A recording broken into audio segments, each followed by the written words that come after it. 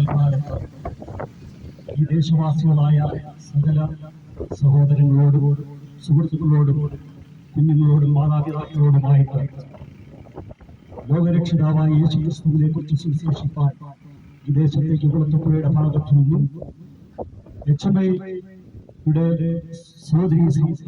സഹോദരിമാരുടെ ഒരു മീറ്റിംഗുമായിട്ടാണ് ഞങ്ങൾ ഇവിടേക്ക് കടന്നു വന്നിരിക്കുന്നത്. ദൈവം നിങ്ങളെയും വിദേശത്തെയും സ്നേഹിക്കുന്നതിന്റെ ഒരു ഉദാഹരണമായിട്ടാണ് ഇവിടേക്ക് കടന്നു വരുവാൻ ദൈവം ഞങ്ങളെ സഹായിച്ചത്. ഈ ശബ്ദപരിധിക്കുള്ളിൽ ഞങ്ങളുടെ ശബ്ദം ശ്രമിക്കുന്ന എല്ലാ സഹോദരി സഹോദരന്മാർക്കും പ്രിയ ദൈവജനങ്ങൾക്കും യേശു കർത്താവിന്റെ നാമത്തിൽ ഞങ്ങളുടെ സ്നേഹവന്ദനങ്ങളെ ഈ സമയത്ത് അറിയിക്കുന്നു.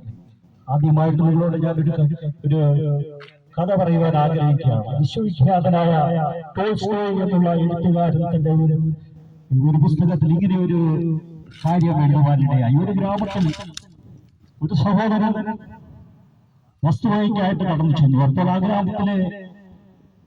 ഗ്രാമത്തിന്റെ മൂപ്പൻ പറഞ്ഞു, സൂര്യൻ ഉദിക്കുമ്പോൾ ഇവിടെ നിങ്ങൾ എത്രത്തോളം സ്ഥലം ഓടി കവർ ചെയ്യുമോ അത്രയും സ്ഥലം നിങ്ങൾക്ക് സ്വന്തമായി ലഭിക്കും എന്ന് അദ്ദേഹത്തോട് പറയുവാനിടയായി. പിറ്റേ ദിവസം നേരം വെളുത്തപ്പോൾ സൂര്യൻ ഉദിക്കുന്നതിന് മുമ്പ് സഹോദരൻ അവിടേക്ക് കടന്നു വന്നു. ഗ്രാമമൂപ്പനും ഗ്രാമവാസികളും ഒക്കെയും അദ്ദേഹത്തോടു കൂടി അവിടെ ഉണ്ടായിരുന്നു. ഇദ്ദേഹം ഉടനെ ഓടുവാൻ തുടങ്ങി. തന്റെ ശക്തിയൊക്കെയും ആർജിച്ചുകൊണ്ട് എത്ര സ്ഥലം കവർ ചെയ്യാനൊക്കുമോ അത്രത്തോളം കവർ ചെയ്യണമെന്നുള്ള ആഗ്രഹത്തോടുകൂടി തന്റെ ഹൃദയത്തിന്റെ ആഗ്രഹം ഏറ്റവും കൂടുതൽ സ്ഥലം തനിക്ക് അക്വയർ ചെയ്യണമെന്നുള്ള ഉദ്ദേശമായിരുന്നു. അങ്ങനെ അദ്ദേഹം ഓടാൻ തുടങ്ങി. അസ്തമിക്കുന്നുണ്ട് ആ ഓടിയ സ്ഥലത്ത് തിരിച്ചെത്തണം, എങ്കിൽ മാത്രമേ അത്രയും സ്ഥലം അദ്ദേഹത്തിന് ലഭിക്കുകയുള്ളൂ. ഈ മനുഷ്യൻ ഓടി ഓടി ഓടി അവസാനം സൂര്യൻ അസ്തമിക്കുന്ന സമയത്ത് ഇവിടേക്ക് കടന്നു വന്ന താൻ യാത്ര പുറപ്പെട്ട സ്ഥലത്ത് വന്നപ്പോൾ താൻ അവിടെ കമന്നു വീണു തന്റെ ജീവൻ അവിടെ ത്യജിക്കുവാനിടയായി. ഇതിൽ നിന്ന് എന്ത് മനസ്സിലാക്കുന്നു ചോദിച്ചാൽ, പ്രിയ ദൈവജനമേ, സകല ലോകവും നേടിയാലും നിന്റെ ആത്മാവിനെ നഷ്ടമാക്കിയാൽ നിനക്ക് എന്താണ് ലാഭം? അതാണ് ഞങ്ങളുടെ സുവിശേഷം നിങ്ങളോട് അറിയിക്കുന്നത്.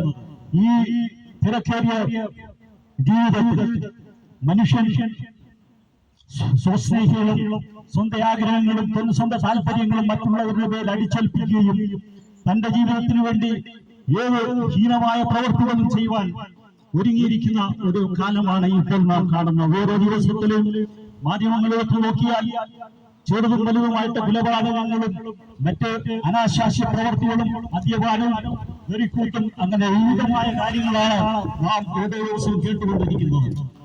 എന്നാൽ ഇതിൽ നിന്നൊക്കെയും മനുഷ്യനും ഇതിൽ നിന്നൊക്കെയും വിടുതൽ പ്രാപിപ്പാൻ അവന്റെ അന്തരാത്മാവിന്റെ ഒരു ആഗ്രഹമുണ്ട്.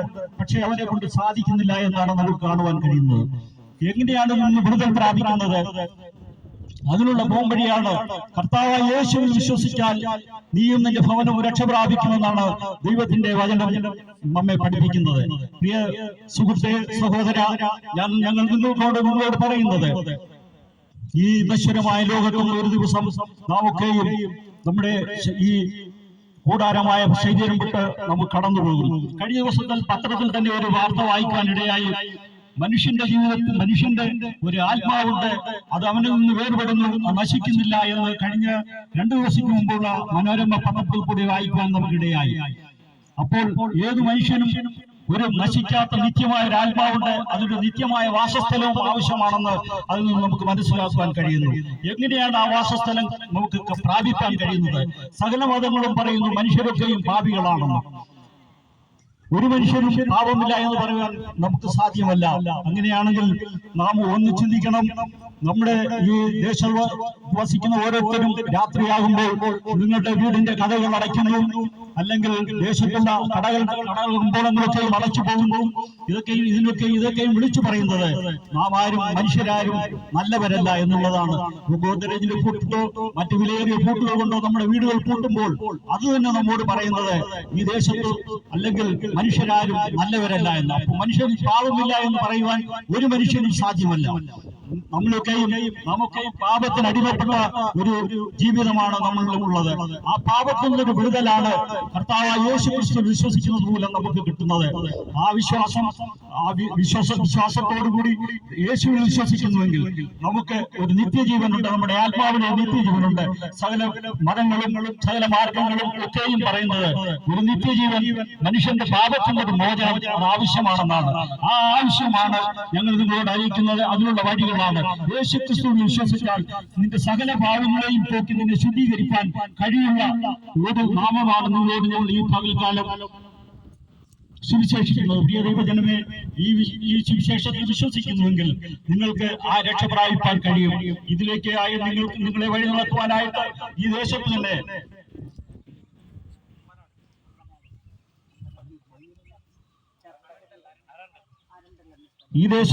അരണ്ട എന്ന ഭാഗത്ത് ഒരു ചർച്ച്, ഒരു ദൈവാലയമുണ്ട്. അവിടേക്ക് കടന്നു ചെന്നാൽ അവിടുത്തെ ദൈവദാസന്മാർ അതിലേക്കുള്ള വഴി, സ്വർഗരാജ്യത്തിലേക്ക് പോകുവാൻ അല്ലെങ്കിൽ നിങ്ങളുടെ ആത്മാവിന്റെ നിത്യജീവൻ എങ്ങനെ പ്രാപിക്കാം എന്നുള്ള വഴികളെ കുറിച്ച് ചിന്തിക്കുവാനും പഠിപ്പിക്കുവാനും അവിടെ കർത്താവിന്റെ ദാസന്മാർ എപ്പോഴും സന്നദ്ധരായിരിക്കുന്നുണ്ട്.